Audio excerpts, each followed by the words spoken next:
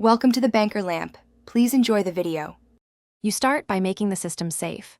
Unplug power, hold the case power button for 10 seconds to bleed capacitors, and switch off the PSU.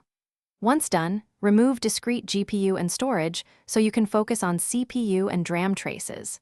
Next, test or swap the power supply. A marginal 12V rail causes misleading CPU or Dram LEDs. Make sure connector seating is perfect. Poor pins or semi-seated 8-pin CPU power frequently mimics component failure and wastes time chasing wrong leads.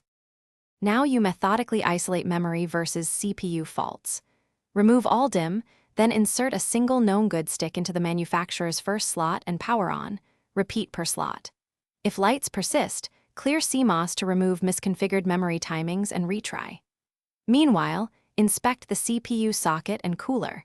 Bent pins or uneven cooler pressure can trigger CPU or Dram warnings, so reseat the CPU if needed and torque the cooler progressively to specified values. Make sure the 8-pin EPS is fully latched. Finish by ruling out firmware and board-level issues.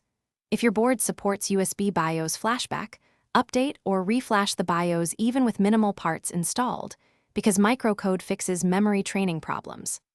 Once done, try a compatible spare motherboard or test the CPU in another board to isolate the failing component. If the CPU or Dram LED still shows after these steps, record the exact light behavior and error beeps. Then pursue RMA or professional repair. This evidence speeds vendor diagnostics and resolution. Thanks for watching. If this was helpful, leave a like and consider subscribing. See you next time.